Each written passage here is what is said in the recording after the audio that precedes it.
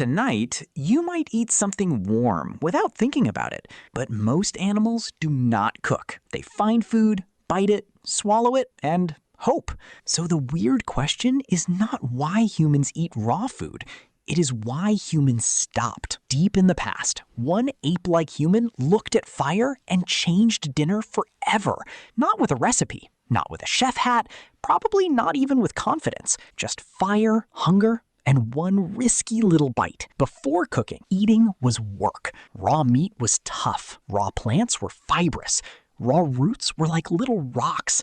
A body could survive on that, but it spent lots of energy breaking food down. Chewing took time. Digestion took energy. Ancient life gave out no free time. Daytime meant walking, digging, carrying, escaping, and not becoming dinner. Nighttime was not peaceful either. Night was dark, cold, and full of eyes. Then fire entered the story. At first, fire was not a kitchen.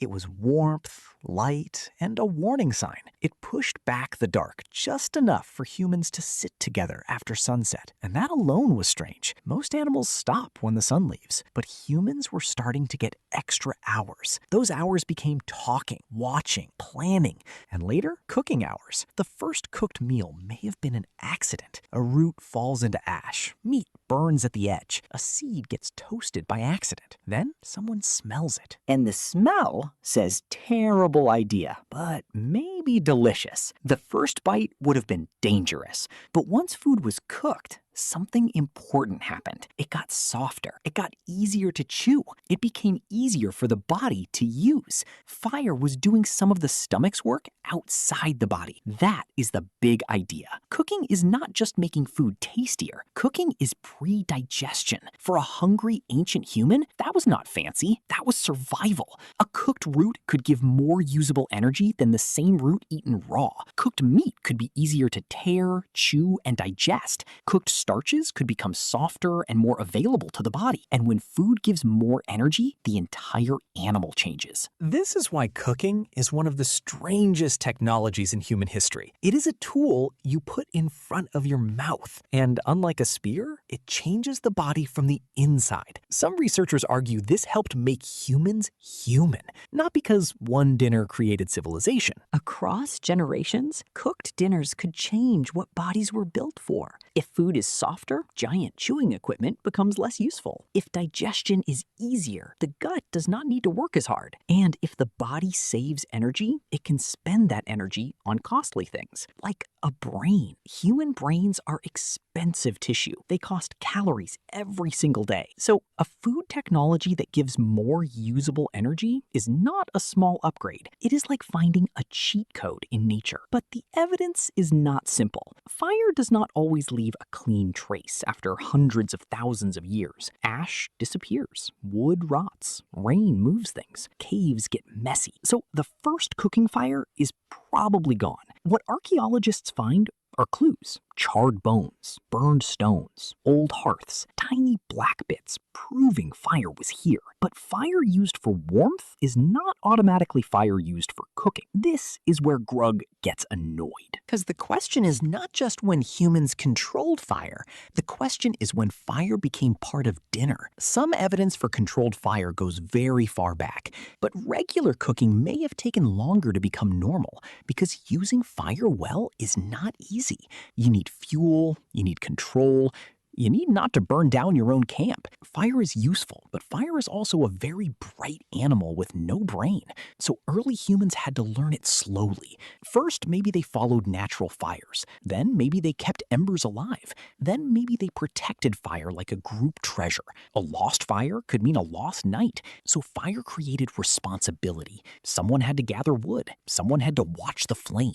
Someone had to stop Grug from putting his foot in it. This is where cooking becomes social. Raw food can be eaten alone. Cooked food pulls everyone toward the same place. A campfire is a kitchen, a heater, a lamp, and a meeting room. It gives food, but it also gives a reason to stay. And staying together changes everything. If food takes time to cook, you have to wait. If everyone waits near the same fire, everyone watches everyone else. That creates rules. Who gets the first piece? Who guards the leftovers? Who brings the wood? Cooking did not just change food, it changed relationships. Suddenly, dinner could involve fairness, stealing, patience, and trust. That sounds dramatic, but try cooking one fish for 5 hungry people. Grug would like to report that this is how politics begins. Cooking also helped dangerous food become safer. Heat can kill many parasites and pathogens. It can reduce some plant toxins and make tough plants more usable. So fire widened the menu. Things that were annoying, risky, or barely edible could become food. For a species trying to survive in new places, that mattered. Cooking helped humans carry their stomach into different landscapes. Cold place? Fire helps. Tough roots? Fire helps. Old meat? Fire helps more than courage. Fire did not solve every problem. It created new problems too.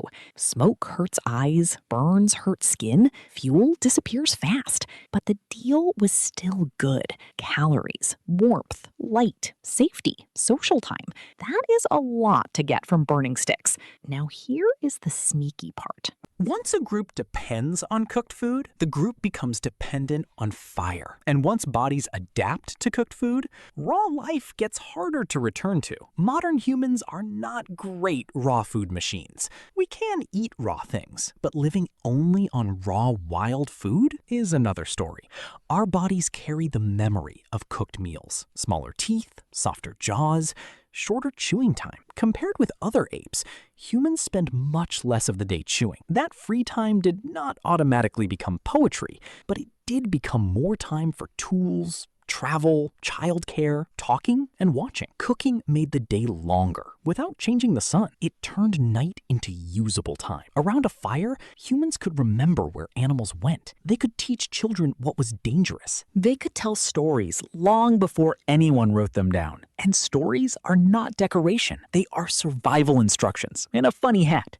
Do not eat that berry. Do not sleep there. Do not poke the huge cat.